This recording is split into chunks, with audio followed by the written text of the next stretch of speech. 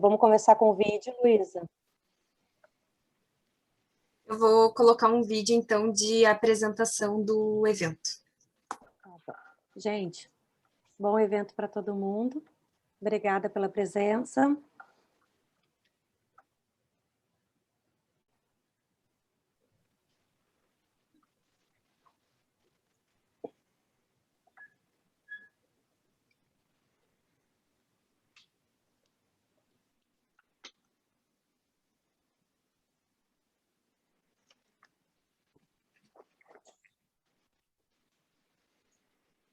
Vocês estão me ouvindo aí, pessoal?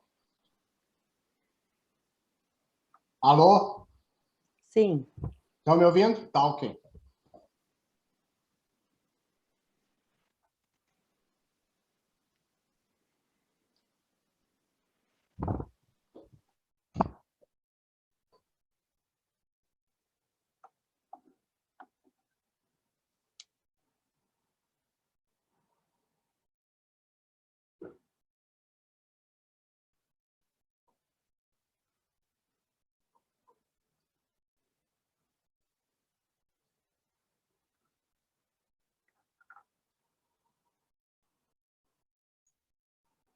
Vamos lá, então. Bom dia a todos. Vamos começar, então. Enaile, quer fazer as primeiras palavras? Enaile, o que é que eu faço? Posso tocar? Então, bem-vindo a todos, agradeço a participação. Vou passar a palavra para a Deza Vanderlei para dar as boas-vindas ao evento. Um bom evento para todos, tá? Bom dia a todos, obrigada, Bibiana. Primeiramente, eu gostaria de cumprimentar o Serviço de Ambiência Organizacional, o Departamento de Desenvolvimento de Pessoas, Comitê Gestor Local de Atenção Integral à Saúde, na pessoa da Bibiana, pelo tema da palestra. Eu acho que é super importante esse tema e realmente nós temos notado, né, na corregedoria a dificuldade que nossos magistrados, servidores, têm encontrado em lidar com essas questões mais relacionadas com a parte emocional na pandemia. Quero cumprimentar também o Dr. Felipe Bauer, que vai fazer a mediação, e uma saudação muito especial ao nosso convidado especial e palestrante, Dr. Carlos Augusto Maranhão de Loyola. Então, como eu falei, nós temos acompanhado aqui na Corregedoria Geral da Justiça todas as comarcas aí do estado, 165 comarcas, nossos servidores e magistrados, e a gente tem percebido uma série de problemas, não só em questões funcionais, mas principalmente emocionais. Não é raro se fazer contato com algum juiz ou servidor e eles caírem em choro, porque estão assim numa situação de muita ansiedade, muita angústia em função, né, tanto da pandemia quanto de uma série de outros problemas que nós enfrentamos aqui no tribunal, inclusive o ataque hacker, que eu acho que veio somar também mais ansiedade, mais angústia em relação a tudo que já se passa neste momento.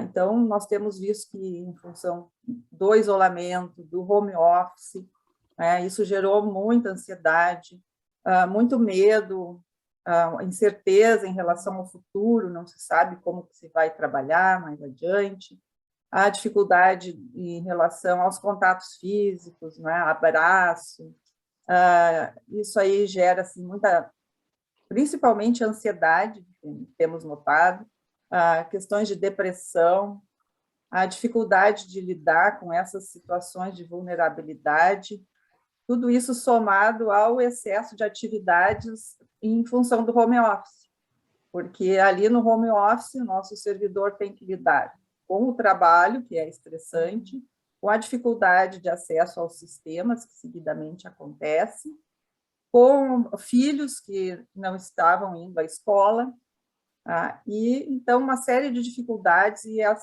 esse tema então é muito importante e vai ajudar com certeza com os dados que forem trazidos aqui pelo nosso palestrante, auxiliar, né, como que nós podemos enfrentar melhor essas questões e sair menos prejudicados mentalmente dessa situação tão difícil que nós estamos vivendo. Então, desde já eu agradeço a presença do Dr. Carlos, tenho certeza que vai nos ajudar muito nesse cuidado com os nossos magistrados e servidores. Muito obrigada. Bom dia, desembargadora Vanderlei. Bom dia a todas e a todos. O meu nome é Felipe Bauer, eu sou médico psiquiatra do DMJ, do Tribunal de Justiça. Nesse contexto de pandemia de Covid-19, existe uma série de possíveis impactos à saúde mental, tanto em virtude da gravidade da situação sanitária, como em virtude de um número crescente de mortes, e também pelas medidas de prevenção e distanciamento social necessárias para o controle da pandemia. Então, como a desembargadora lembrou, a gente está numa nova realidade, inclusive em termos de organização de trabalho, organização pessoal. E pensando nisso, então, e para entender um pouco melhor sobre esse panorama, nós vamos conversar hoje com o Dr. Carlos Augusto Maranhão de Loyola, que é psiquiatra clínico e forense, pós-graduado em dependência química, pós-graduado em terapia cognitivo-comportamental e em medicina legal e perícias médicas. Ele é Observer Fellow do Tufts Medical School e do Departamento de Pós-Graduação da Universidade de Harvard. É membro da Câmara Técnica de Psiquiatria do Conselho Regional de Medicina do Paraná, foi membro de 2015 a 2019, e o Dr. Carlos é professor convidado do módulo de psiquiatria nos cursos de pós-graduação em perícias médicas na Universidade Federal do Paraná e na PUC do Paraná. Seja muito bem-vindo, Dr. Carlos, a palavra é sua. Obrigado, agradeço aí o convite, a disponibilidade e o espaço. Vamos falar de um assunto, né, extremamente importante. Obviamente, o Dr. Bauer convive com isso diariamente também e entende de todas as dinâmicas, mas o interessante, né, se é que tem algum lado positivo dessa confusão, desse caos, dessa pandemia, talvez o lado positivo seja que estamos falando mais sobre saúde mental, né? Então, o processo de desestigmatização e na tentativa de diminuir o preconceito em relação à necessidade de se buscar atendimento para a saúde mental, que vem melhorando nos últimos anos, nas últimas décadas, agora tem um empurrãozinho a mais, porque o sofrimento mental agudo vai ser um empurrão para que todo mundo fale mais, busque mais e diminua o seu preconceito em dizer que precisa, sim, desse tipo de ajuda. Importante que a gente começar diferenciando um pouco a questão do sofrimento mental e doença mental, né? O sofrimento mental todo mundo vai ter na vida. Sofrimento mental a gente passa, não tem como a gente não passar por fases de sofrimento mental na vida, por conta de luto, por conta de doença, por conta de desemprego, por conta de questões familiares. Agora, o sofrimento mental, ele recorrente e continuado, ele pode levar a uma facilitação para o adoecimento mental. Aí a ponto de não haver outra alternativa senão buscas terapêuticas associadas, não necessariamente medicação, mas uma psicoterapia adequada, uma atenção adequada aos ritmos comportamentais e tal. Então, essa diferenciação é indispensável, porque a gente vive um momento de intenso sofrimento mental. Então, é que nem aquele meme que correu esses tempos na internet, né? Tente ser gentil com os outros, porque está todo mundo meio ferrado. Então, está todo mundo no limite do estresse por conta da pandemia. Então, a pandemia iniciada ali no final de março do ano passado, aqui no Brasil, ela trouxe uma grande confusão, principalmente pelo desconhecido.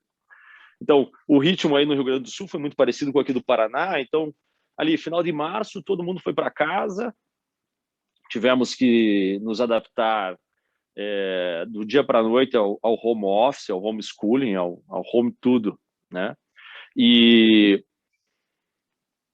A princípio, estávamos aqui no sul do Brasil já 2 meses mais confinados, e a gente assistia nos telejornais de São Paulo para cima os índices de casos e óbitos crescentes, e o sul do Brasil ainda sem grandes ativações pela pandemia.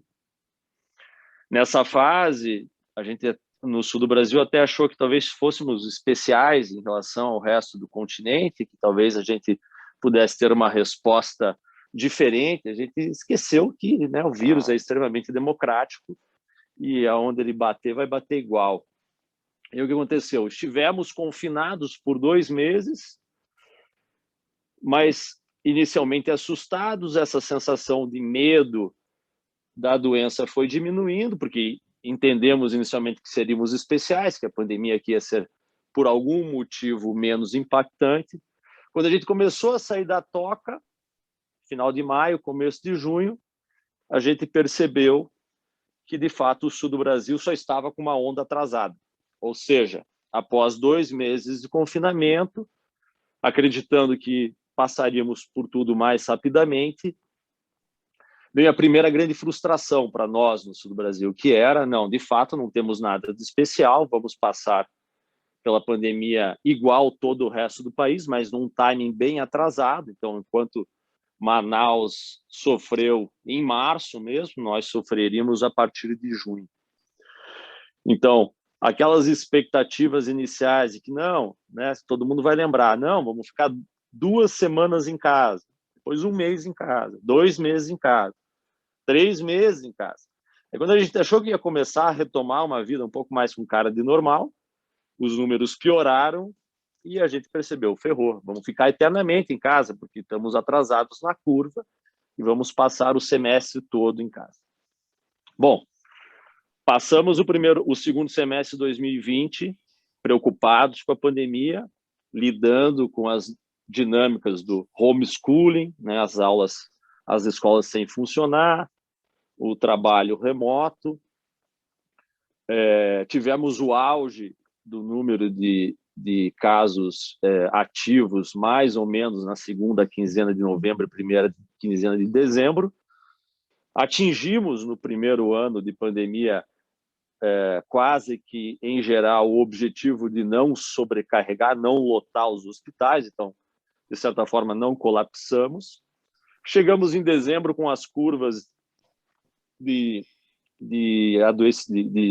transmissão da doença caindo, com a esperança das vacinas que já estavam sendo liberadas, que estavam alguns países já começando a vacinar, todo um aspecto aqui no Brasil político que também interfere no nosso estresse, mas começamos o ano de 2021 esperançosos novamente. Bom, esse ano, em breve, retomaremos a vida normal.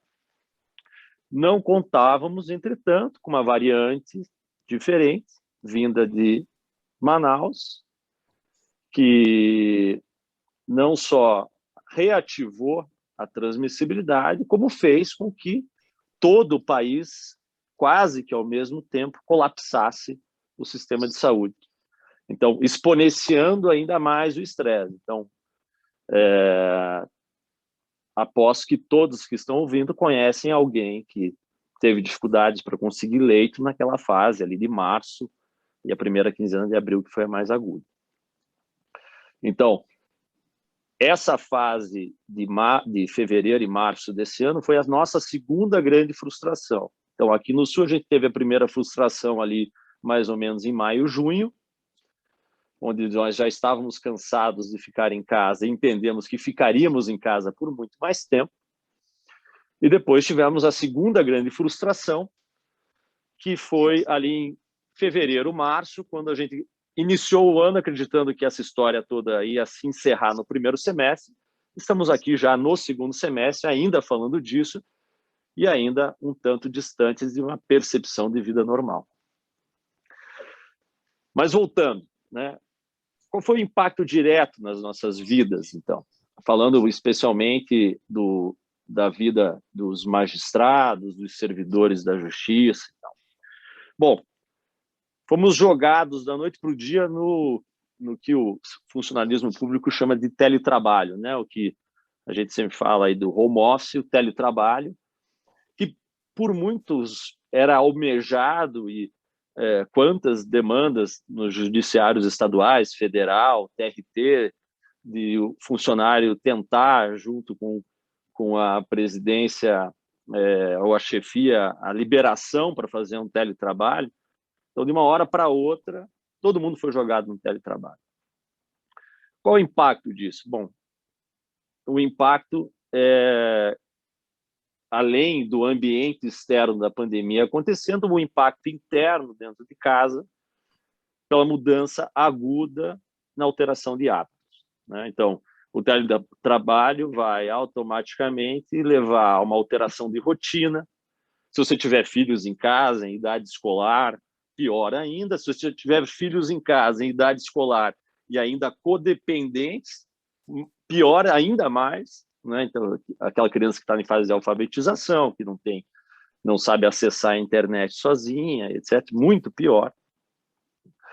Então, essas alterações de hábitos foram facilitando um grande comprometimento na nossa alimentação, que se torna mais irregular.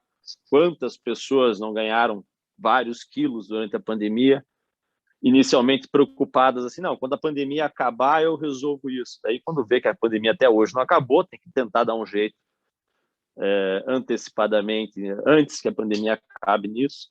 Então, a gente alterou a alimentação, a gente aumentou o consumo de álcool, aquela coisa de poder trabalhar de pijama. Então, se eu posso trabalhar de pijama, eu posso acordar em cima da hora do trabalho e, consequentemente, se eu beber um pouquinho à noite também, ninguém vai perceber que eu estou com a cara inchada pela manhã. Então, aumento do consumo de álcool, a intensa inativação física.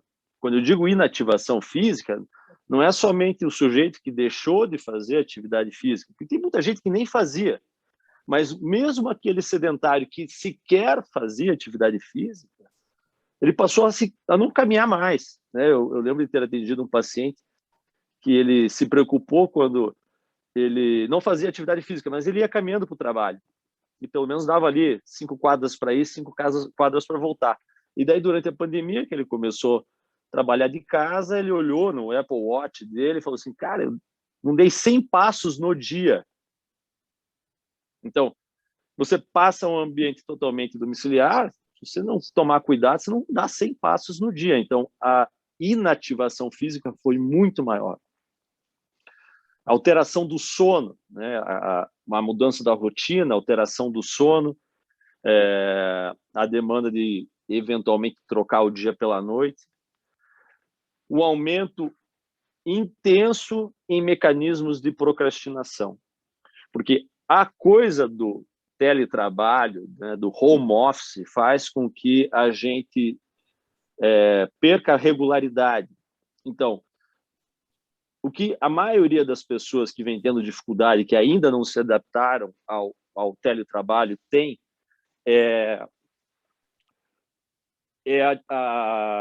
uma inativação, a gente poderia dizer, do tempo líquido de trabalho. Então, as pessoas estão mais tempo na frente da tela do computador, mas menos tempo produtivas. Então, dá aquela sensação que eu estou trabalhando 20 horas por dia, mas se a gente for avaliar liquidamente, tem muitos entraves de procrastinação. E por quê? Primeiro, porque somos latinos, e nós, latinos, somos procrastinadores por natureza. Segundo, a ausência de um ambiente regulador, ele facilita isso. Então, se eu estou em casa, não tem ninguém ao meu redor, não estou no ambiente de trabalho, eu levanto mais para ir na cozinha, eu abro mais uma janela na internet que não está relacionada ao meu trabalho, eu estou em casa, às vezes os filhos estão em casa, esposa, marido, eu estou mais em casa, eu sou mais interrompido. Então, acaba gerando uma produtividade líquida menor. E óbvio que isso vai reforçar o estresse. Provavelmente, os números no TJ do Rio Grande do Sul são parecidos com os números que tivemos nos outros TJs. Aqui no Paraná, por exemplo, a percepção de produtividade nos primeiros meses no TJ Paraná foi muito acima da média. Então, eles estavam abismados com o tanto que as pessoas conseguiram produzir nos primeiros 3 meses de pandemia trabalhando de casa. Isso é legal na intenção de entender que, sim, muito do trabalho que é feito presencialmente dá para ser feito de casa. Mas o que não é legal? Não é legal o grau de desgaste do funcionalismo em relação a essa produtividade aumentada. Por quê? As pessoas produziram mais, mas despenderam um tempo muito maior para essa produção. E óbvio que depois de alguns meses, o que a gente tem nessa conta é o reflexo do estresse e possivelmente até de um adoecimento mental. Então, o que a gente tem que tomar cuidado no decorrer da demanda do teletrabalho? A gente tem que tentar impor mais regras. Quando a gente sai de casa para trabalhar, por mais que você trabalhe bastante, questões de rotina e a fisiologia da rotina vai fazer com que você, em algum momento, pare de trabalhar. Você pode até fazer uma hora extra, você pode até sair por último, é o último a apagar a luz do prédio, mas em algum momento você vai dizer, chega, agora eu vou parar de trabalhar, eu vou pegar meu filho na escola e vou para casa.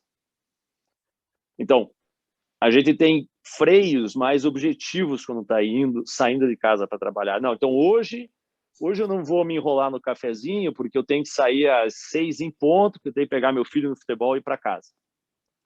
Então hoje eu não vou me enrolar depois do almoço porque eu tenho um compromisso de família, então vou sair de casa às 6 horas em ponto.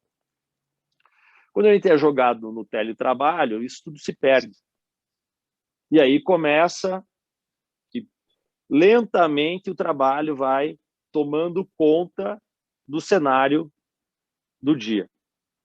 Com uma peculiaridade ainda maior. Como está todo mundo em teletrabalho, e teoricamente cada um vai fazer o horário que pode dentro da pandemia, porque tem gente que tem que cuidar, ajudar as crianças na escola de manhã, então se o meu horário era das 11 às 17, agora eu vou trabalhar das 14 às 20. E aí, dentro do sistema de comunicação interno de vocês, ou via WhatsApp, o grupo de trabalho vai receber mensagens sobre o trabalho das 6 da manhã, porque tem gente que está acordando às 6 da manhã para trabalhar, até meia-noite, porque tem gente que está trabalhando meia-noite. E se eu não conseguir colocar um freio, então as pessoas com um perfil de personalidade mais ansiosa, um perfil de personalidade mais perfeccionista, se essas pessoas não conseguirem colocar um freio de entender que, bom, eu já cumpri a minha carga de trabalho hoje, então essa mensagem que entrou às 9 da noite, para mim, eu posso deixar para ver só amanhã. Bom, essa pessoa, quando ela vê, ela está trabalhando, está com a cabeça no trabalho 24 horas por dia. Isso, no começo, nos primeiros meses, aumenta a produtividade. Mas se você der sequência a isso, o que você vai ter é uma queda posterior da produtividade e um aumento da relação de estresse com o trabalho. Então, a dinâmica de teletrabalho em pandemia, ela não é igualzinha à dinâmica de teletrabalho que a gente tinha anteriormente, que, sei lá, numa vara ter 1 ou 2 em teletrabalho, mas a maioria ali rodando dentro do gabinete. Então, por quê? Porque no teletrabalho integralmente em pandemia, cada um está se virando do jeito que pode. Mas aquele grupo de WhatsApp do trabalho, aquele é 24 horas movimentando.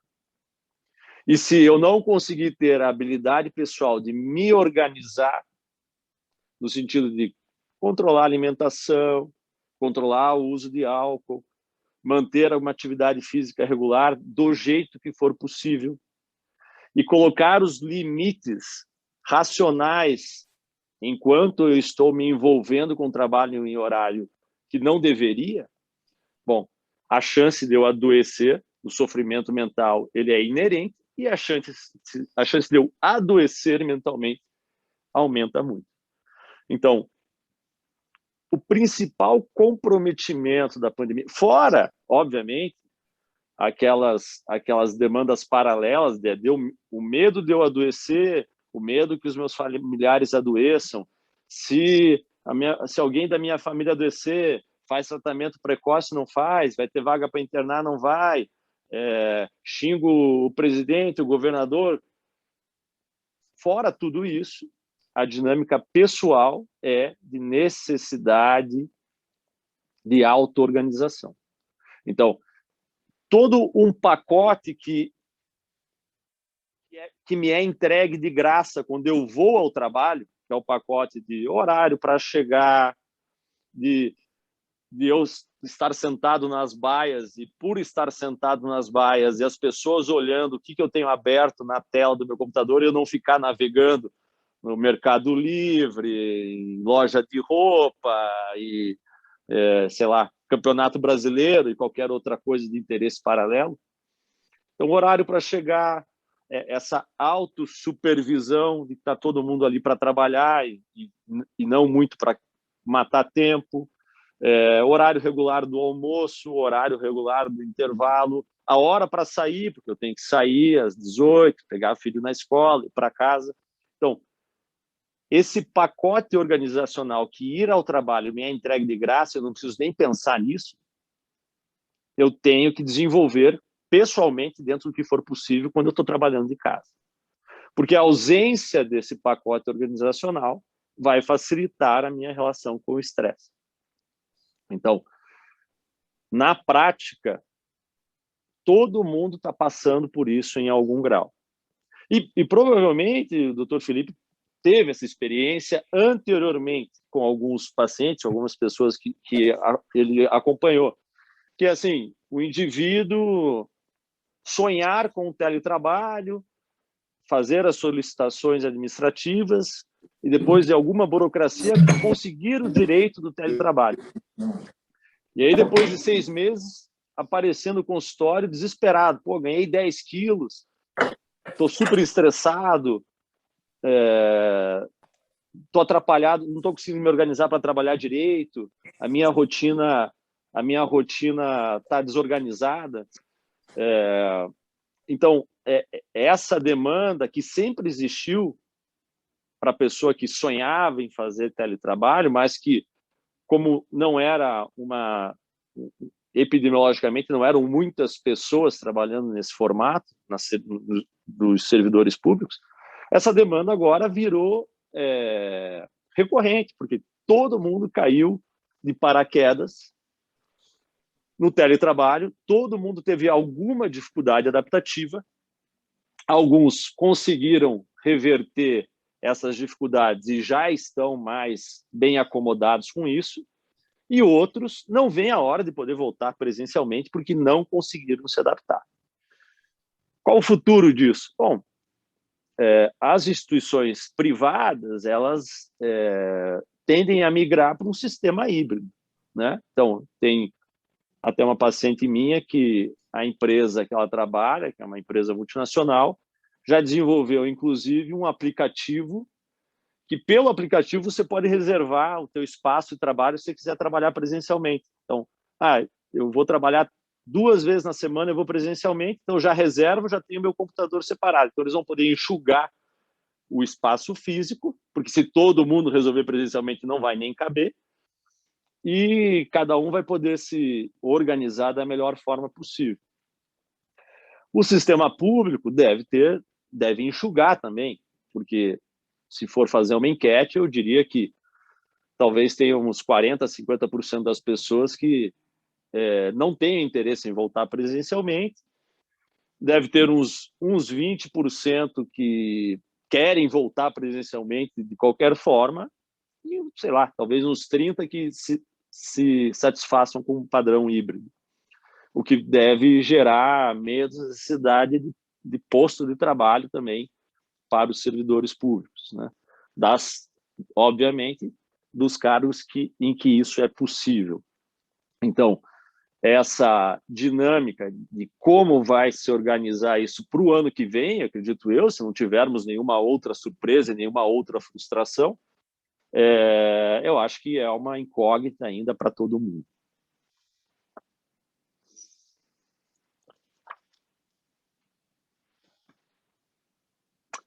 O que mais? Já temos algumas perguntas? Eu achei interessante a fala, né, Dr. Carlos, e acho que eu queria ouvir um pouco mais sobre essa perspectiva em relação ao futuro, né? Porque eu acho que isso, tanto nas empresas privadas quanto nos setores públicos, talvez seja uma realidade que vai mudar, né? A gente tem algumas notícias ou informações, enfim, de até grupos de trabalho que estão revisando legislação trabalhista para que isso seja possível aí, né? E talvez formas mistas, que eu acredito que podem ser de várias formas, né? Tanto uma parte dos servidores seguirem em teletrabalho ou fazer turnos alternados ou dias alternados, enfim. E eu queria primeiro ouvir um pouco mais assim sobre isso, qual até a tua opinião, assim, né? O que tu acha que pela tua vivência aí, né, de ver as pessoas falando, o que tu acha que, como tu acha que vai ser essa organização e como seria possível, né? Acho que se a gente for avaliar a população de modo geral, eu diria assim que as pessoas mais jovens estão mais suscetíveis em adaptar-se bem ao sistema online, né? Então, elas, no geral, os mais jovens sofreram menos com essa adaptação. Já é uma geração que nasceu conectada à internet, já está há bastante tempo vivenciando a vida sob telas em casa mesmo. Então, são pessoas que se adaptaram mais rápido e têm mais interesse em ficar em casa mesmo, né? Então, já é uma geração que se conecta bem socialmente de forma virtual. Então, os profissionais mais antigos, né? Eu me consideraria também já mais antigo nesse sentido, sentem mais falta do contato pessoal ali, do cafezinho, da conversa fiada, da provocação ali que o Grêmio perdeu do Inter, o Inter perdeu do Grêmio, etc. Então, teremos provavelmente uma maior dificuldade se possivelmente a gente fosse estabelecer uma continuidade do teletrabalho, a tendência é que os funcionários mais antigos tivessem um pouco mais de dificuldade de adaptação, seriam um pouquinho mais resistentes, sentem mais falta da rotina como ela era antes.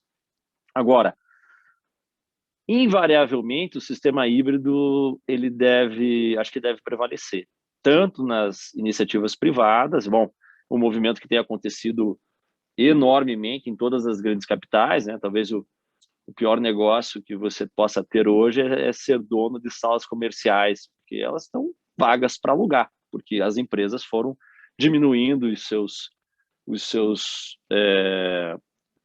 a sua metragem, né? Então, muita gente que desalugou um andar para alugar uma sala pequena até a história toda se resolver, e muitos trabalhos conseguem para a empresa, vamos entender, para a empresa é um grande negócio, né? Você não manda mais o executivo fazer reunião em São Paulo, você diminui o espaço físico, você não precisa de uma enormidade de baias, de estrutura de limpeza e etc.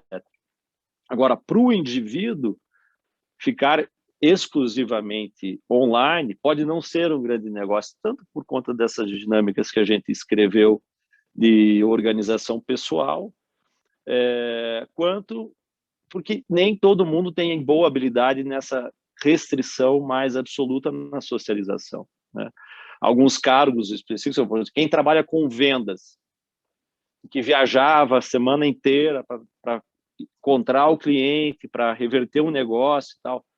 Bom, tem gente que simplesmente é um excelente vendedor, estando fisicamente na frente do cliente, e não vai conseguir reverter isso online. Então, vai ter muita adaptação a ser feita. E eu diria que, inerentemente, se vai ficar num sistema híbrido, se alguns setores vão ficar exclusivamente online, se outros setores vão voltar massivamente para o presencial, inerentemente nós, como indivíduos, vamos ter que aprender a nos organizar melhor. Porque para a empresa não faz lá tanta diferença. Para eles, algumas empresas estão felizes da vida, estão gastando em passagem aérea, alimentação, hotel, assim, milhões de reais a menos. Agora, como esse indivíduo está se organizando nessa nova dinâmica? Porque é na ponta ali que vão surgir os efeitos. É na ponta no sentido de saúde mental, de saúde física, de saúde relacional, né? Então,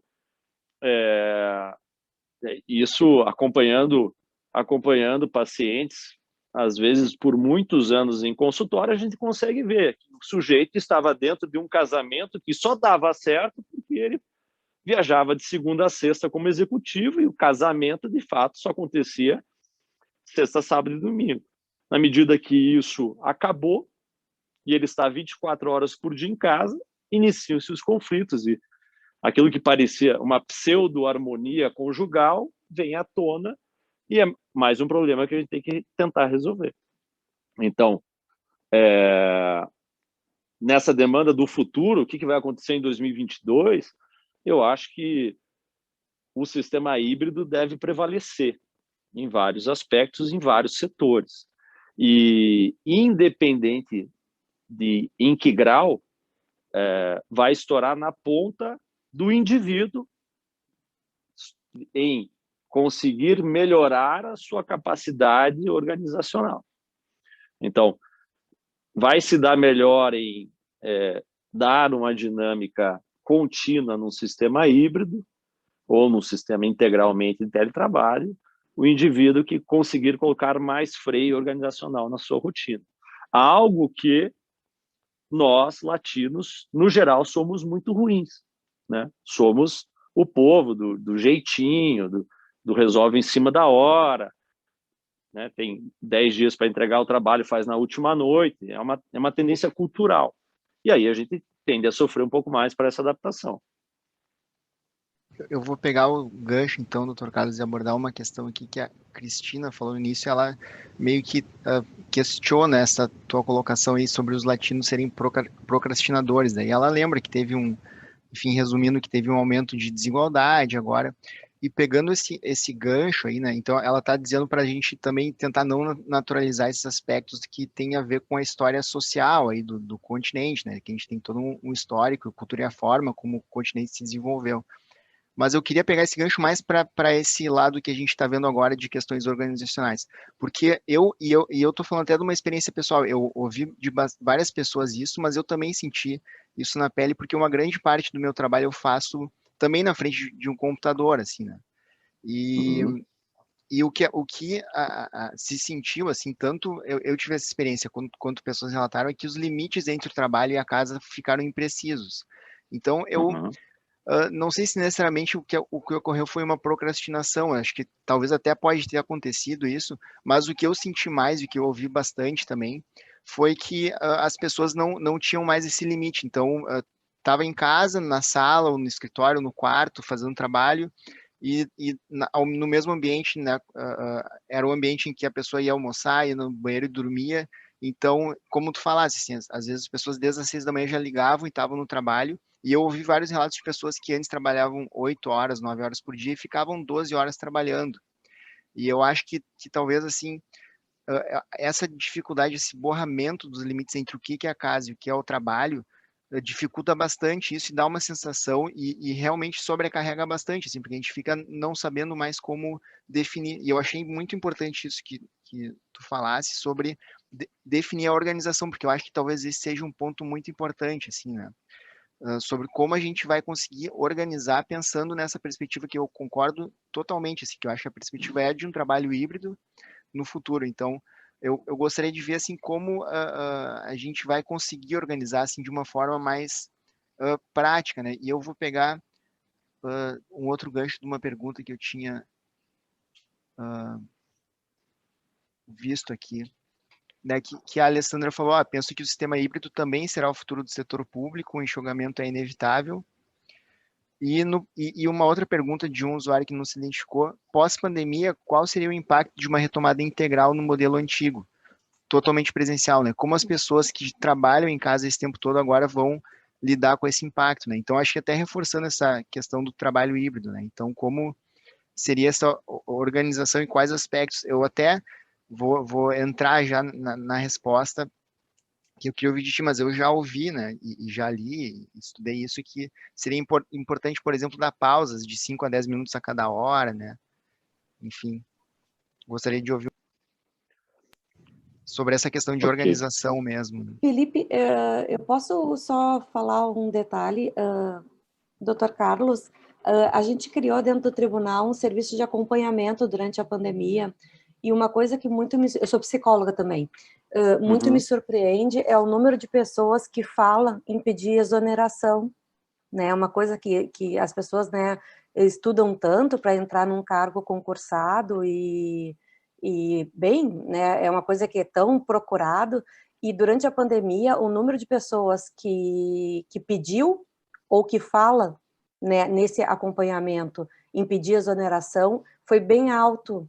Então, assim, pegando o gancho no que o Felipe está falando, assim, essa desorganização chegou num ponto, organização pessoal e familiar, né, de dizer assim, olha, não dá para continuar, assim, eu não tenho como dar conta da minha desorganização psíquica e da minha família, que eu vou me afastar, eu vou me exonerar e não tem como mais dar conta, por tudo isso que o senhor falou, né, então assim, como que vai ser essa retomada, assim, né, porque as pessoas estão ao ponto de parar de trabalhar, porque acham que não tem como continuar, né, como é que a gente, como é que é o próximo passo, né, para retomar essa saúde e de que jeito retomar essa saúde para que dê para continuar trabalhando e dando conta da família e de si, né, porque com certeza não existe a história de voltar ao normal, aquele normal já não existe mais, né, então assim, como buscar um outro jeito, né?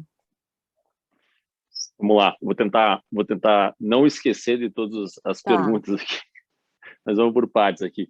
De fato, né, o comentário que fizeram, que o Dr. Felipe leu ali, de fato, há uma diferença entre dificuldade em se organizar, porque eu tenho 3 crianças em casa, sou interrompido a todo momento, e a procrastinação propriamente dita, né? Então, vamos entender que a procrastinação, elas são coisas diferentes, mas a procrastinação está muito inserida na nossa rotina.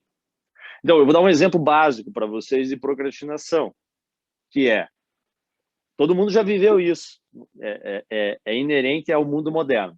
Então, você precisa de uma informação que você sabe que está dentro do teu celular, em algum lugar lá, no bloco de notas do teu celular.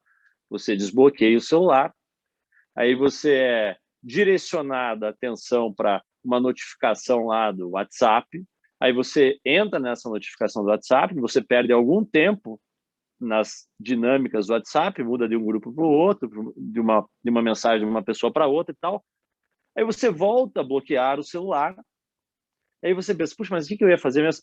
Eu ia buscar aquela informação que está no celular. Aí você perdeu ali meia hora, 20 minutos, aí você volta para o celular, e aí sim você vai dar continuidade àquilo que você estava se propondo inicialmente. Então, isso acaba sendo uma dinâmica desorganizacional que facilita uma procrastinação, você demora para voltar àquilo que é importante e você vai perdendo tempo líquido, né? Então, as duas coisas estão muito combinadas, né? E quando eu falo de culturalmente nós temos uma tendência maior para a procrastinação, não entendam como um preconceito, é uma questão, nós somos latinos, nós somos mais calorosos, nós somos mais festeiros, nós somos mais quentes, mas também a gente é mais do jeitinho, né? Então, é uma questão tradicional, os japoneses tendem a ser muito mais organizados, então, a dinâmica deles, provavelmente, para fazer teletrabalho é mais cheia de regras que eles mesmos se colocam. Possivelmente, tenham menos riscos de cair nessas procrastinações. Então, voltando, de fato, procrastinação e desorganização, elas são diferentes, mas andam muito juntas, né? E como o Felipe comentou, muitas vezes essa dificuldade que a gente tem em separar a linha entre trabalho e casa, ela é influenciada pelas duas coisas. Sobre que impacto poderia haver se no pós-pandemia todo mundo voltasse ao sistema antigo? Primeiro, eu teria dificuldade em determinar o pós-pandemia, né? Vamos entender que a pandemia ela vai acontecer. Eu acho que não vai chegar um dia que a gente vai chegar assim, pronto, resolvemos a pandemia. Não me parece que isso vai acontecer. Se a gente ficar de olho na Europa, que está um pouco à frente da gente nas vacinações, etc. E eles têm outros problemas lá, que é um forte grupo anti-vacina. Então, o nosso problema foi que a vacina aqui demorou para chegar, certo? Porém, temos uma boa capilaridade para fazer a vacina chegar em todo mundo, temos cultura de vacinação. Se o nosso filho não está vacinado, nem matrícula na escola ele consegue. Temos 95% da população interessada em vacinar. Então, talvez a gente consiga vacinar 75% da população de risco, que seria o número mágico aí para proteção de rebanho. Talvez a gente consiga vacinar até antes que a Europa e os Estados Unidos. Por quê? Porque eles vão bater num teto ali de 50%, 60% da população vacinada e eles vão ter que convencer os outros a vacinar. O problema deles é outro. Mas lá, que está com a vacinação adiantada, eles já viram a queda no número de mortes, de internação, como a gente está começando a ver agora. Em contrapartida, esse grupo que não quis vacinar está sendo altamente infectado por essa variante indiana, a Delta, né, se eu não me engano. Então, assim, lá não acabou ainda. Aqui também vai ter uma enrolaçãozinha para dizer, estamos livres. Talvez não tenha, talvez. Eu acredito que vai virar calendário de vacinação anual. A gente vai ter que tomar uma vacina para coronavírus todo ano. E aí a gente vai ter grupos de pessoas com mais comorbidades, mais amedrontados, que nunca mais vão estabelecer uma segurança plena para ir numa sala de cinema lotada, por exemplo. Então, eu não sei se a gente consegue, de forma muito marcante, dizer estamos no pós-pandemia. Eu acho que isso vai se arrastar por alguns anos, com menos impacto, mas vai se arrastar. Então, eu não acredito que haverá um dia D que alguém possa dar uma canetada e falar, a partir da manhã todo mundo vem trabalhar presencialmente. Não acredito que isso vai acontecer. E obviamente, até em alguns quadros de setor público, que isso já vem acontecendo, se isso acontecesse, não ia ter espaço para todo mundo. Aqui em Curitiba, eu sei do TRT Paraná que ele entregou um prédio inteiro.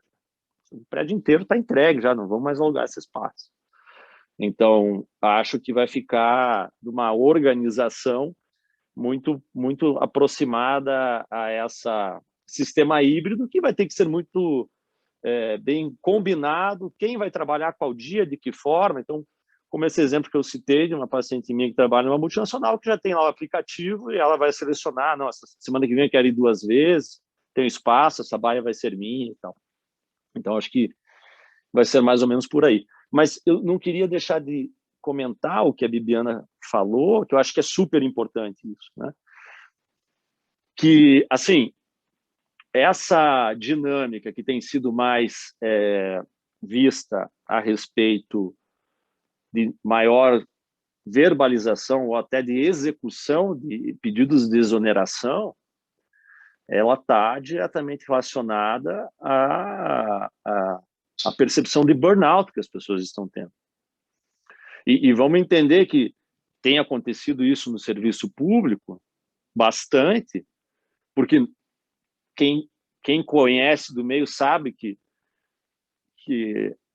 assim, o serviço eu posso falar, estamos falando quase que praticamente em servidores públicos, vamos entender que existe um mito, né, do servidor público lá, que é acomodado, que não trabalha, né, e não sei o que, não sei o que. Mas a gente sabe, quem convive com a dinâmica do judiciário, dos servidores públicos, a gente sabe que,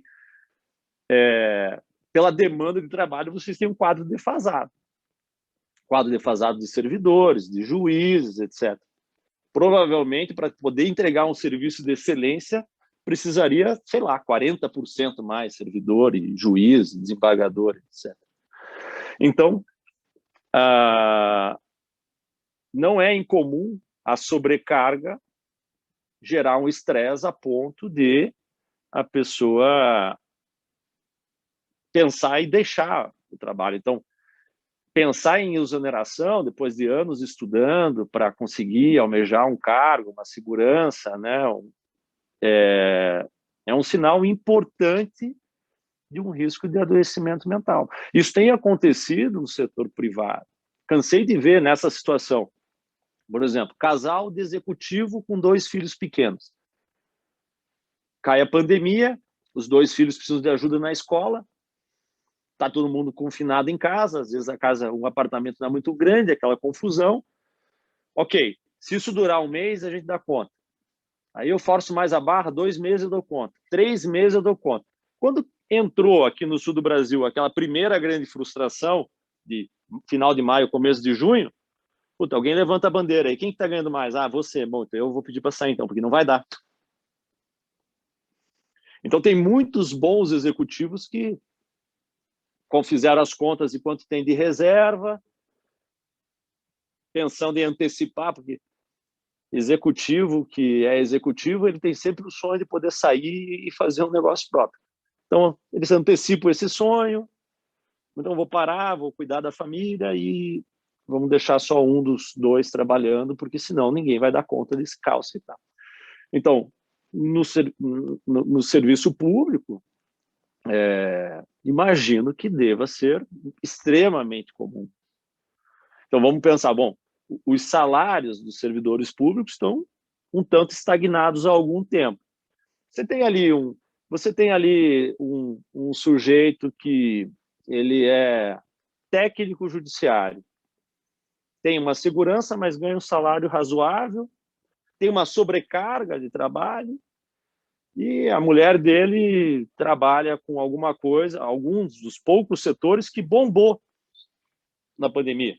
Sei lá, alguma coisa relacionada aí, trabalha, vende imóveis, vende mobiliário, reforma de casa, uma loja de material de construção, não sei.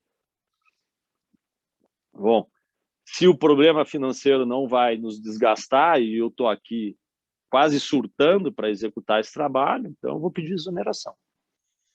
Então, é uma fase que não tem a menor dúvida que fica todo mundo mais em risco, né? Eu acho que tem que ser sempre muito bem avaliado se esse pedido de exoneração não está associado a um adoecimento, porque administrativamente é um ato simples, você vai lá e pede exoneração. Mas pensando no indivíduo, é importante entender qual a racionalidade desse pedido. Esses dias mesmos eu fiz uma perícia num processo judicial em que a moça pediu exoneração do TJ Paraná há muitos e muitos anos atrás, mas ela fez um pedido de exoneração porque a doença mental dela não a permitia trabalhar e ela era cobrada, etc. Teve 2, 3, 4 internamentos. Entre um internamento e o outro, ela pediu exoneração. Mas ela não pediu exoneração para conseguir exercer alguma outra atividade. Na verdade, na exoneração, ela estava incapaz para o trabalho, uma capacidade que nunca se recuperou.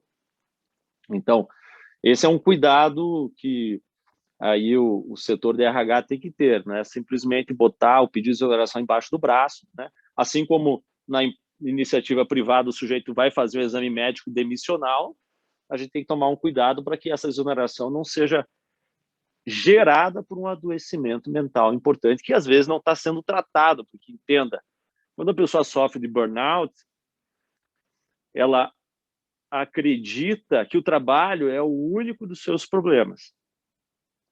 Entretanto, às vezes já tem estabelecido um quadro depressivo, um quadro psiquiátrico mais importante, nesse caso que eu comentei, uma moça com um quadro,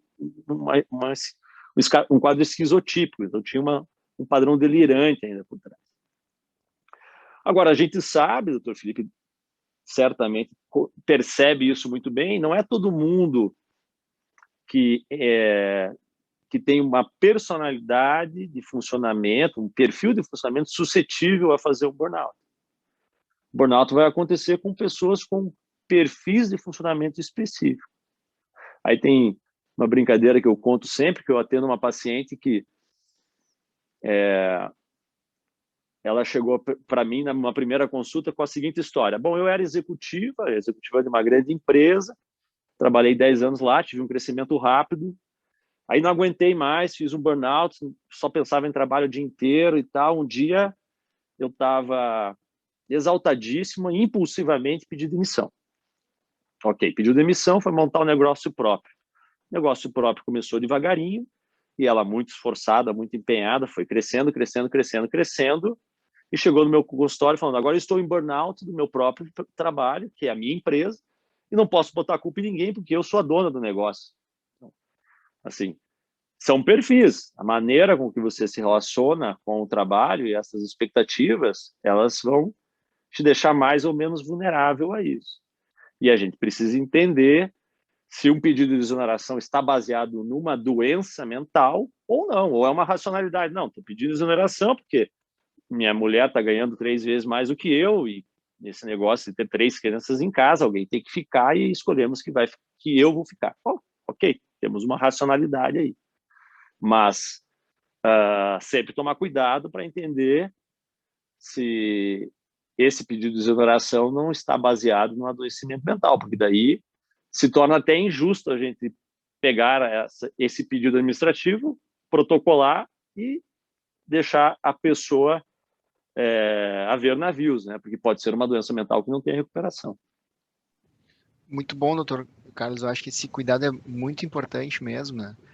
E acho que é um ponto bem relevante aí, né? A se perceber. Eu achei interessante também que tu falasse agora no final sobre as expectativas pessoais. Eu acho que isso também acaba influenciando como a pessoa se relaciona com o trabalho, né? Eu vou ler alguns comentários aí. Eu acho que até tem alguns questionamentos que eu acho que tu já respondeu aí ao longo da tua colocação. E a Adri Zarosa e a Enaile Ortiz estão falando que as colocações estão perfeitas. A Alessandra também está parabenizando. A Adri Zarosa colocou que o Dr. Carlos falou sobre um ponto crucial em relação às exonerações e ela também está tocando num ponto aqui que tem a ver com a dificuldade das condições de trabalho e a remuneração baixa, né? Também podem levar a esses pedidos, né?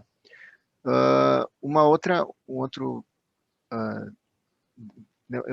não dá para ver o nome aqui da pessoa, colocou assim, do meu ponto de vista, o mais complicado do home office foi o fato de ter um filho no primeiro ano, com 6 anos de idade, de ter trabalhado por diversas vezes, das 8h30 até as 20h30, tendo que conciliar ele no ensino remoto também. Acho que teria sido muito mais produtivo ter implementado horários mais flexíveis.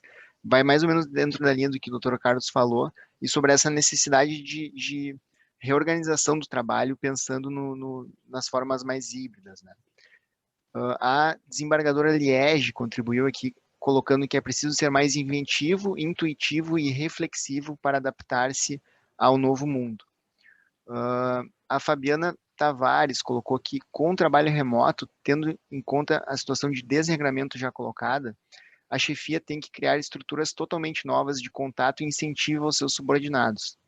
Fora que a parte de controle de produtividade fica sensível, visto que as atividades extra-trabalho se misturam e o controle de horário de desempenho fica prejudicado. Até então a Fabiana está lembrando um ponto, né, que talvez seja importante para as chefias pensarem em uma outra forma de cobrança, né, de resultados que talvez não o que era o modelo mais antigo de simplesmente bater o ponto, né. A Inali Ortiz colocou de novo que a capacidade de organização pessoal e mudanças de paradigmas institucionais serão as diretrizes para manter a saúde emocional. O M. Cabral está dando parabéns e agradecendo a DGEP pelo relevante evento. E a Petina colocou que as relações interpessoais promovem a percepção do significado no trabalho e é fundamental a qualidade de vida do trabalhador. A nova realidade requer lideranças criativas na reorganização dessas relações em formato híbrido, que é mais ou menos aquilo que a gente estava comentando, né, que o Dr. Carlos falou sobre a necessidade de contato com as pessoas, né, e de como, às vezes, no trabalho a gente tem toda uma organização que a gente não se dá conta, como tu falaste, né, Dr. Carlos, que as coisas vêm meio de graça, assim, essa organização, a gente não se dá conta que tem todo um trabalho por trás, né, e até mesmo o vínculo com os colegas, que também é importante, né, às vezes até as pessoas se tornam amigas aí ao longo do tempo por causa da convivência constante diária, né. E a Marinês está colocando que muitas falas pareciam que foram diretamente feitas para ela. Ela se sentiu bem identificada. Você veja que como dos vários comentários que você fez, que você leu, muitos falando de uma necessidade de modernização, que a gente tem que ser mais inventivo, que as chefias têm que ser mais criativas, que essa coisa de bater ponto num sistema híbrido fica complicado e tal. Então, eu diria que, sim, de fato, isso provavelmente acontece em vários aspectos aí no TJ, eu vejo muito aqui, trabalho muito com a demanda de funcionalismo judiciário aqui em Curitiba, e eu vejo assim que sempre faltou mais investimento em treinamento das lideranças, no sentido de, vamos entender que o pessoal faz direito, estuda para concurso, passa em grandes concursos, eles são focados no técnico, né? E, de repente, tem lá o juiz está liderando uma equipe de 10 pessoas. E quando o juiz é inábil em liderar uma equipe de 10 pessoas, ele coloca o chefe de gabinete para liderar a equipe de 9 pessoas.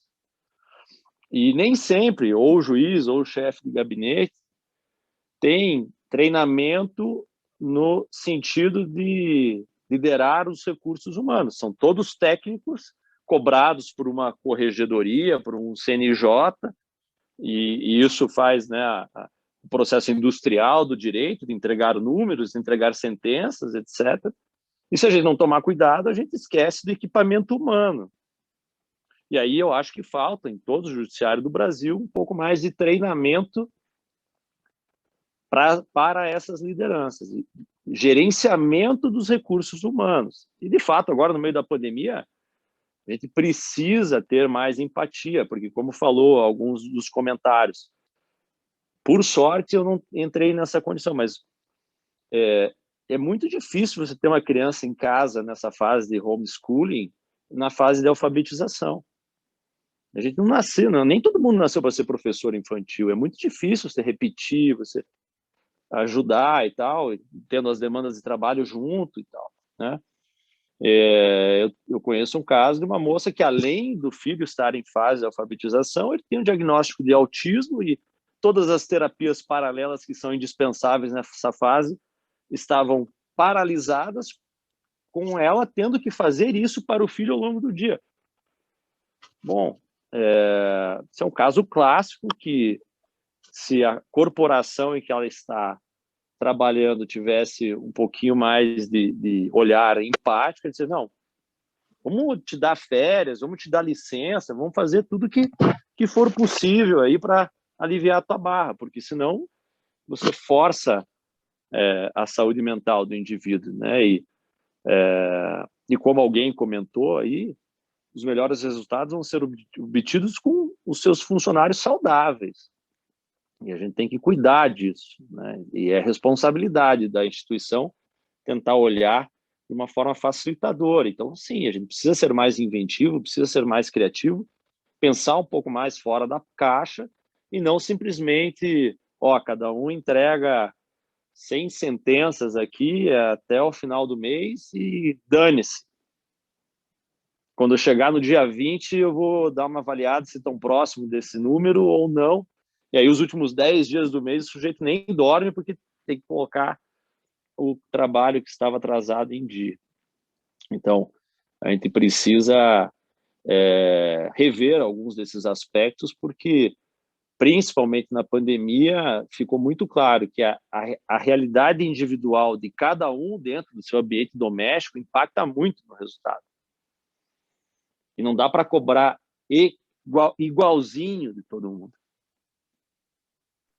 O que me chama a atenção é isso que tu falaste, assim, que a gente vai precisar ir aprendendo, né, e vendo como cada um reage, né, e juntando com algo que tu falou lá atrás, né, que a gente não tem uma perspectiva muito clara nem de final, né, tu falou do exemplo da Europa, né, e eu acho que isso é muito importante. A gente não tem realmente a gente não tem certeza, né, a gente tem uma incerteza sobre como vai ser o futuro, né, então tanto nós, assim, servidores, trabalhadores, né, enfim, profissionais autônomos, a gente está aprendendo como está sendo, e as chefias também, né, as organizações também, né, então a gente tem que pensar em construir de uma forma conjunta aí essas novas realidades aí que vão surgir num futuro relativamente próximo, que a gente espera que seja próximo, né? E eu vou falar mais alguns comentários aí. A T. Cunha está falando: parabéns, doutor Carlos, colocações importantes para nós. A Ana Marques colocou: eu ingressei no TJ durante a pandemia e vivenciei esse processo de adoecimento mental no meu órgão anterior. Realmente estava a ponto de me exonerar. Por sorte, acabei me exonerando por posse em cargo inacumulável. Ter identificação com o judiciário fez a diferença no meu caso. Meu órgão anterior era do legislativo e eu não tinha satisfação alguma trabalhando lá. Eventos como esses seriam impensáveis por lá, mas fazem toda a diferença porque percebemos o cuidado que se tem com o servidor.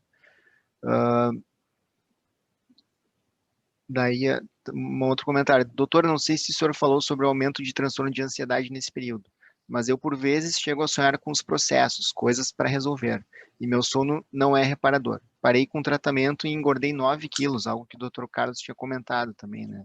Muitas pessoas acabaram ganhando peso, enfim, alterando as rotinas. E então tive que voltar a tratar a ansiedade com remédios controlados. Aí a Andréa Mantesi colocou aqui: achei excelente. A Denise lembrou que ela tem uma servidora que, além de ter 2 filhos em casa e na alfabetização, tem um computador para todos em casa. Acredito que isso não seja incomum. A Vanessa Magalhães comentou que o evento está excelente, deu os parabéns. A Elianise também deu parabéns pelo evento, ótimo evento. Com certeza não seremos os mesmos após a pandemia. E um outro usuário do Zoom também está dando parabéns pela palestra. A Marinês já tinha colocado que muitas falas foram direcionadas para ela. E o Paulo está também dando parabéns e dizendo que as colocações são muito valiosas. Eu só fazer um comentário em relação ao telespectador aí que falou do seu transtorno de ansiedade, que acabou, quando tentou ficar sem as medicações, ganhou peso, etc. Então, é importante a gente ficar atento a nós mesmos, né? Então, do ponto de vista médico, nenhum ganho de peso, assim, acima de 5% do peso corporal, num prazo curto, ele está relacionado a... Oi, perdão, caí aqui. CRM do Paraná me ligando e provavelmente alguma perícia que eles precisam. Caiu, mas agora voltou já, Dorcas, tudo certo. Tá bom. Então, nenhum ganho de peso importante, assim, mais de 5% do peso corporal num prazo curto, ele está relacionado à saúde adequada. Então, 9 quilos num prazo curto, provavelmente mais do que 5% do peso inicial, é sinal que alguma coisa errada está acontecendo. Pode ser algo endocrinológico, pode ser metabólico, pode ser saúde mental, né? Outra coisa que é importante a gente ressaltar, para todo mundo que está fazendo algum tratamento, vamos entender que a gente tem os prazos técnicos para tirar a medicação. Então, os prazos de psiquiatria, então lá, o primeiro episódio de depressão, você usa o antidepressivo em instabilidade por pelo menos 1 ano, depois pensa no desmame, etc. A questão é que a gente não pode ser estritamente técnico. Então, na medida que a gente vai conhecendo o paciente, entendendo mais ou menos o seu funcionamento, o seu fluxo, a gente tenta encaixar que essa tentativa de tirar a medicação aconteça no momento em que o ambiente estiver favorável para que isso dê certo.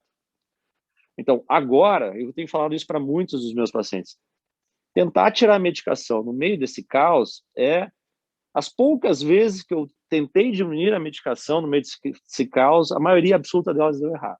Então, agora é o momento de a gente... já vinha em uso de uma medicação para ansiedade, para depressão, está estável, não mexe agora. Espere a situação se resolver um pouco mais. Mas eu tenho que tomar o remédio por mais um ano. Ok, tirando os remédios de tarja preta, os outros remédios, se você usar por longo prazo, não tendem a fazer mal algum, né?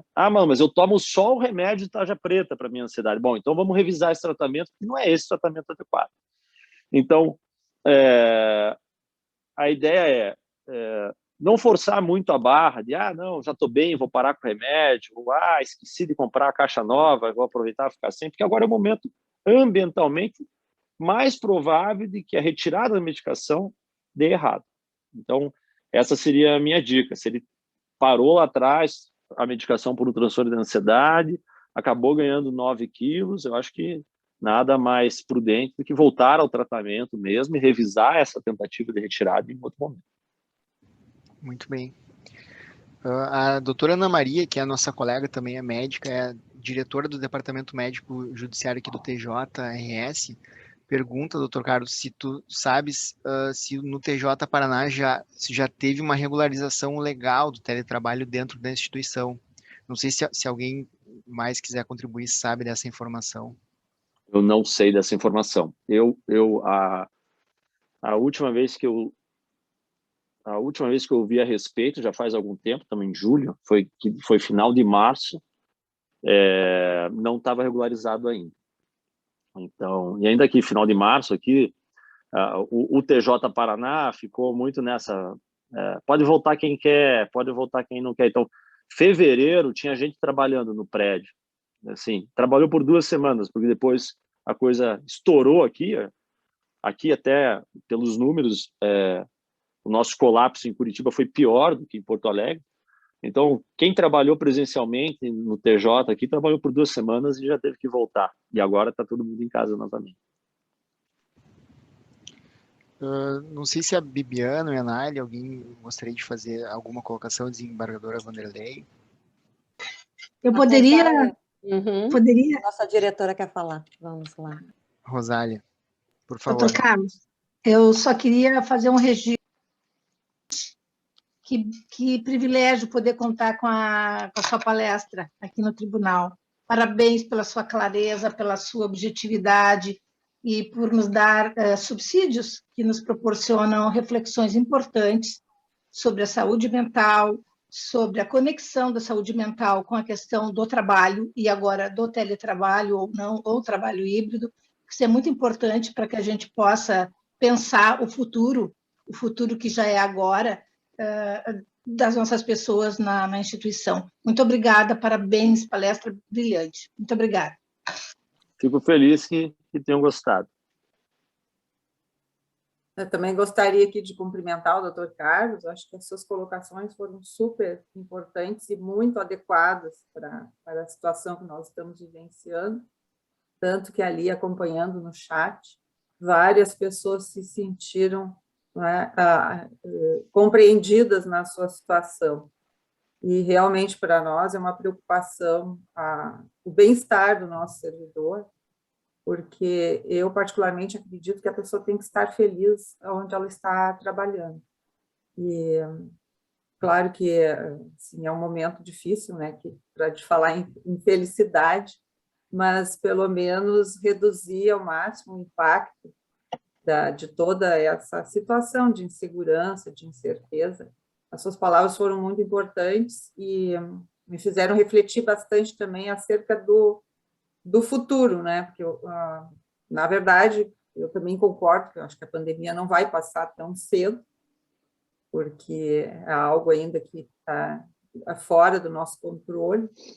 Então, nós vamos ter que começar a pensar melhor a respeito das perspectivas de trabalho nesse ambiente de incerteza. Exatamente, né? Assim, a pandemia agora ela arrefeceu para a gente, né? Vacinação, o fato de muita gente ter tido contágio ali em março, abril, então está temporariamente também imune. Mas ainda o o desenrolar, infelizmente, ainda é incerto, né? Vamos torcer para que não surja nenhuma cepa resistente à vacina, essas coisas todas que preocupam, né? Podemos olhar com um olhar esperançoso de que teremos a situação muito mais sob controle nesse semestre. Mas eu não sei o quanto que a gente aprontou, se Deus jogar uma cepa resistente, aí a gente começa tudo do zero, né? Então, vamos torcer aí e focar em pensamentos positivos. Mas muito importante também tudo que o senhor nos traz, de que a gente vai precisar de ferramentas, né? E a atual administração do Tribunal de Justiça do Rio Grande do Sul, e aí a Deza Vanderlei representa muito bem, nossa corregedora, é muito cuidadosa com essas coisas, com as questões humanizadas, assim, é uma administração que pode estar sofrendo muito com a coisa da pandemia, mas é a administração certa para o momento certo, no meu modo de ver, né? Eles podem não ter conseguido fazer as questões administrativas que queriam, mas me parece que foi a administração certa para o momento certo, né? Então, assim, e tudo que o senhor falou das questões que a gente vai ter que estar melhor instrumentalizado, isso que eu trouxe das pessoas pedindo exoneração, muitas vezes a gente tem que ter o cuidado para ver se o servidor que sai não está doente, mas muitas vezes eu também vi o sofrimento que gerou nas equipes, porque, na verdade, o servidor que saía estava muito bem, porque pensava assim, eu preciso voltar para o meu estado para ficar perto da minha família, eu preciso ficar mais com os meus familiares porque estão sofrendo. Ele estava bem em tomar essa decisão, mas gera um sofrimento na equipe, que vai ter um a menos, gera que não consegue tomar essa decisão. Então, assim, todo mundo está precisando se instrumentalizar melhor para lidar com tudo isso que mudou, que de repente se transformou em algo completamente diferente, assim, e acho que o senhor trouxe, assim, né, a gente precisa lidar melhor com o corpo físico, com a cabeça, com tantas coisas que mudaram, né, com o jeito de lidar com álcool, com o jeito de lidar com a medicação, com o jeito de lidar com o seu tratamento psíquico. Com sono. Um sono, então, assim, a gente, de uma hora para outra, teve que lidar com muitas coisas, e o Tribunal de Justiça teve que lidar com muitas coisas, não só com a pandemia, né, então, a gente teve um ataque hacker que durou muito tempo, a gente ainda está lidando com o ataque hacker em alguns sistemas, então, assim, maravilhoso lidar com o senhor, assim, poder ouvi-lo, e acho que todos os comentários que a gente ouviu aí, é muito isso, assim, a gente se identificou muito com a sua fala, né? Desde o momento que a gente lhe ouviu, num outro webinário que o senhor falou lá no Paraná, e agora, novamente, um pouco diferente, mas, de novo, a gente se identifica muito com a sua fala. Muito obrigado, muito obrigada. Não sei, Rosália, se tu quer finalizar, ou Deza Vanderlei, se querem finalizar, ou Felipe. Eu só tenho a agradecer a audiência e a sua fala e a presença de todos. Né, Enaile, não sei se quer entrar e falar. Eu gostaria de agradecer, então, a fala do Dr. Carlos, acho que foi muito bom, assim, veio bem a calhar com as necessidades, assim, acho que a gente ouviu algumas coisas importantes, assim, inclusive a respeito da organização do serviço, até para a gente pensar em formas híbridas, aí, que parece que são as mais prováveis para um futuro próximo, né, e como se organizar. Então, Dr. Carlos, muito obrigado pela sua palestra, estava excelente. E não sei se alguém mais quer falar, o desembargador Vanderlei quer fazer um encerramento. Eu acho que, então, não sei se não tivermos mais falas, eu aqui agradeço mais uma vez a participação do Dr. Carlos Augusto, e foi realmente importante a sua fala, nos traz assim, perspectivas de repensarmos como é que nós vamos atuar daqui para frente, e acho que trouxe muito conforto também a todos que estão assistindo. Então, nosso agradecimento e também nos colocarmos aí à disposição do doutor quando quiser voltar, estaremos sempre de braços abertos aí, esperando. Eu agradeço o convite, peço desculpas, não foi tão fácil entrar em contato comigo, depois que eu consegui passar o contato da minha secretária, ficou bem mais fácil. Nós insistimos. De todos os meios. Agradeço o convite, para mim é um prazer sempre falar sobre saúde mental, acho que é trabalho de formiguinha, tanto eu quanto o Bauer, a gente tem como responsabilidade em desestigmatizar, entender que a doença mental é democrática, ela pode afetar qualquer um, não podemos ter esse preconceito todo em dizer que no meu psiquiatra, o meu psicólogo, ou eventualmente o remédio que eu tenho que tomar, ou coisa assim.